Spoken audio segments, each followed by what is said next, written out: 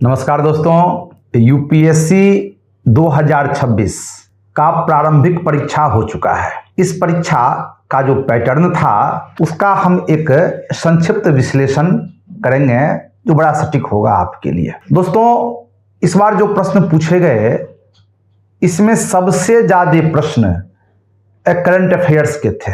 समसामयिक घटना चक्र से जुड़े हुए लगभग 30 सवाल पूछे गए थे और 30 सवाल का बड़ा अहम भूमिका होता है किसी भी एग्जामिनेशन में। दोस्तों, दूसरा जो इम्पोर्टेंट विषय रहा इतिहास था, भारतीय इतिहास, कला और संस्कृति, और सबको मिलाकर यानी कि एंशिएंट, मिडिवल, मॉडर्न तथा आर्ट एंड कल्चर सबको मिलाकर के लगभग 20 सवाल पूछे गए थे, अर्थात 30 और 20 50, यानी कि इतिहास और करंट अफेयर्स से 50% 50 सवाल पूछे गए थे। तीसरा जो महत्वपूर्ण विषय था वो था इंडियन पॉलिटी और इंडियन इकोनॉमी। इंडियन पॉलिटी यानी कि भारतीय संविधान, राजव्यवस्था और भारतीय अर्थव्यवस्था से लगभग 20 सवाल पूछे गए थे और ये भी इस परीक्षा में अहम भूमिका निभाती है।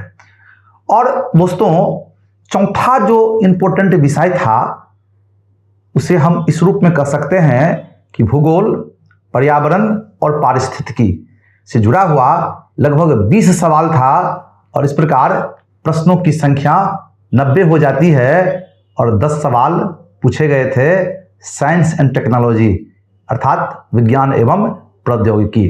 अर्थात मूल रूप से हम कह सकते हैं करंट अफेयर्स, भारतीय इतिहास, कला और संस्कृति, भारत का भूगोल, पर्यावरण और पारिस्थितिकी, भारतीय अर्थव्यवस्था, भारतीय राज्यव्यवस्था, साथ में विज्ञान और प्रौद्योगिकी से जुड़ा हुआ सवाल पूछा गया था।